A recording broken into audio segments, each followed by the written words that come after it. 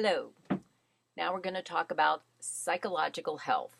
In the first part of our video lecture, we'll look at defining psychological health, and trust me, there are many, many ways to do this. We are just going to pick a few, and we'll look at some of the many different traits that define a healthy mind.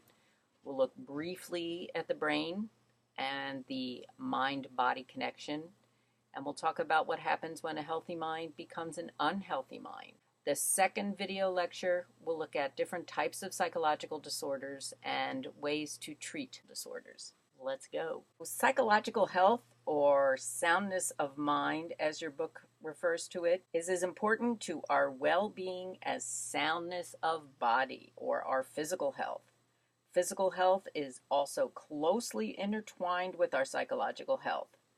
Physical illness can impact us psychologically, leading to psychological problems like depression and anxiety, or making it difficult to maintain an active social life. And psychological factors also can impair our physical health.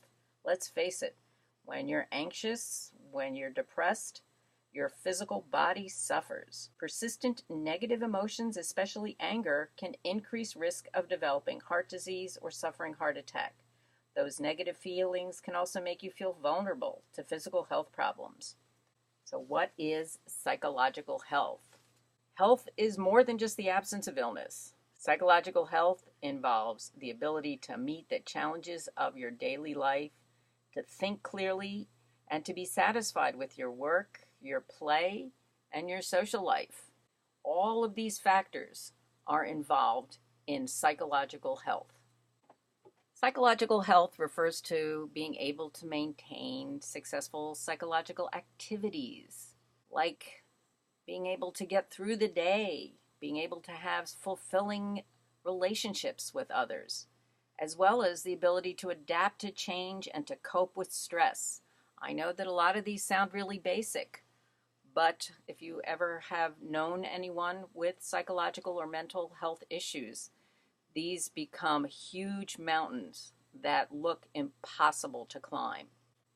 Before we talk about what's unhealthy and what an unhealthy mind or psychological illness looks like, let's talk about what a healthy mind looks like. Self-confidence is one of those important traits involved in making you feel psychologically healthy. Self-confidence refers to your ability to complete tasks that you have set for yourself. Self-assertiveness, or the ability to express yourself while being able to respect others. Ego identity, having a firm sense of who you are and what you stand for. Many students, when they get to college, may experience an identity crisis, not knowing who you are, not knowing what you stand for. Optimism, looking at this glass as half full as opposed to half empty. And happiness, being able to bounce back from a situation that may have thrown you off. These are only a few of the many different traits that define a healthy mind. This is one of my favorite definitions. Being able to look at problems and situations as temporary and specific, not permanent and general. Let's take a look at the mind-body connection, and it starts with the brain. On the right, we have the different lobes of the brain. There's data coming out that now suggests that the frontal lobe isn't fully formed until mid to late 20s, meaning that problem-solving abilities, reasoning, emotions, personality are not fully developed until your mid to late 20s.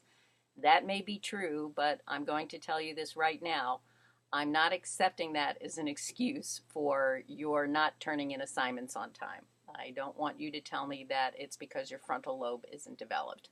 We have these chemicals that our brain uses to send messages. They're called neurotransmitters. There are about 10 major neurotransmitters throughout the brain, and we'll look at a couple of them. But imbalances or dysfunctions in neurotransmission of these chemicals has been associated with some psychological disorders. Hormones and genes can also influence physical and psychological functioning. Excesses and deficiencies in certain hormone levels, like growth hormone or thyroid hormone, have been linked to both physical and psychological disorders. If you know anyone who's ever had a thyroid deficiency, it affects them physically because they can be slow and tired, easy to put on weight, but it also can be related to depression. Genetic factors as well can contribute to disorders. So when does a healthy mind become an unhealthy mind? First of all, I want you to know that it's normal to experience variations in your moods, and that sometimes these moods can cause difficulties. The question is, are these mood swings persistent or are they temporary? Are these mood swings mild or are they intense?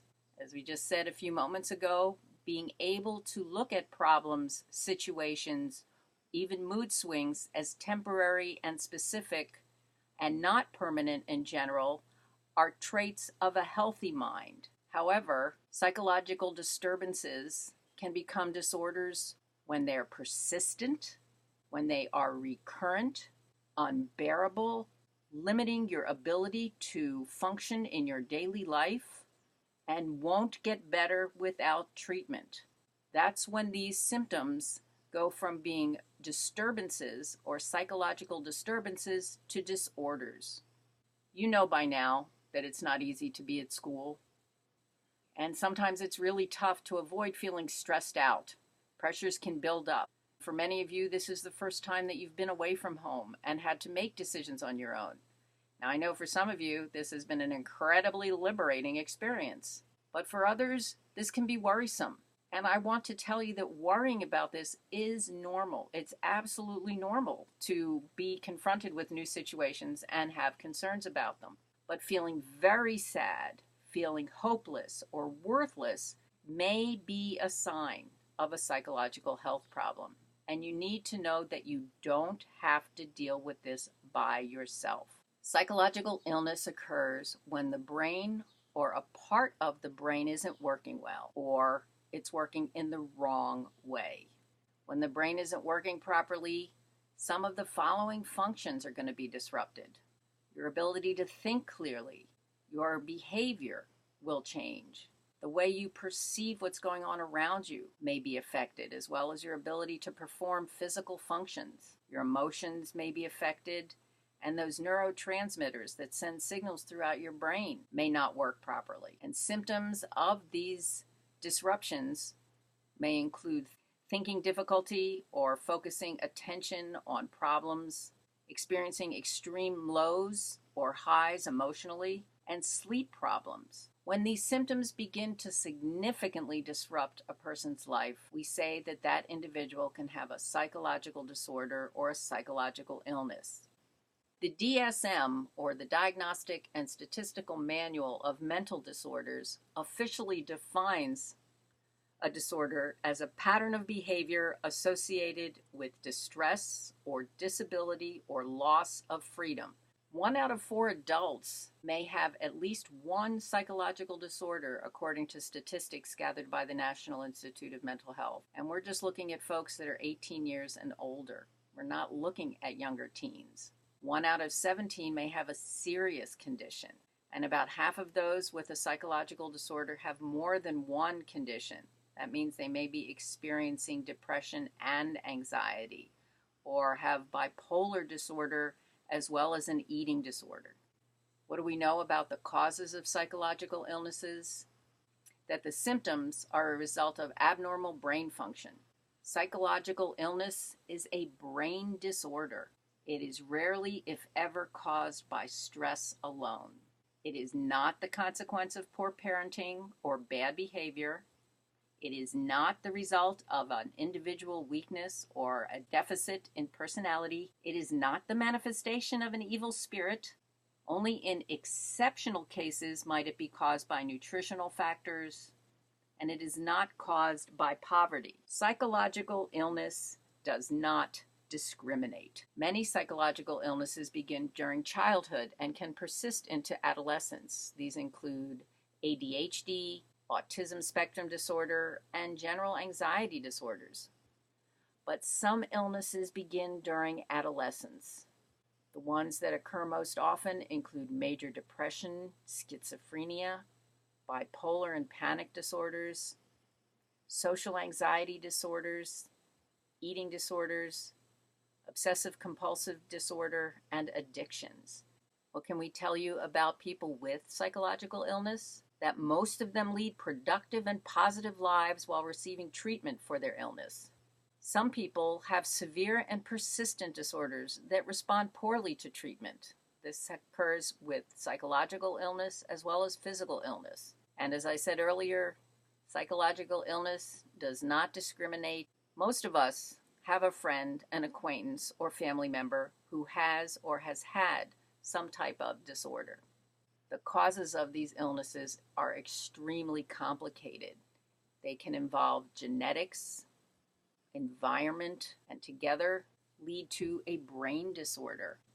The presence or absence of symptoms may depend on interactions between three things: genetics, an inherent vulnerability, perhaps you could call pre-existing genetic vulnerability, what are called external stressors, the presence or absence of these factors, things like good or bad relationships, being in a job you like or in a job you hate, and what are called protective factors. Your type of personality may protect you, or you may have the type of personality that makes you vulnerable. The presence of family and friends may protect you. The absence of family and friends may increase your risk. This combination of genetics and environment has been put together in what's called the diathesis stress hypothesis, or what I put here, perhaps it involves nature plus nurture. We're talking about biological factors,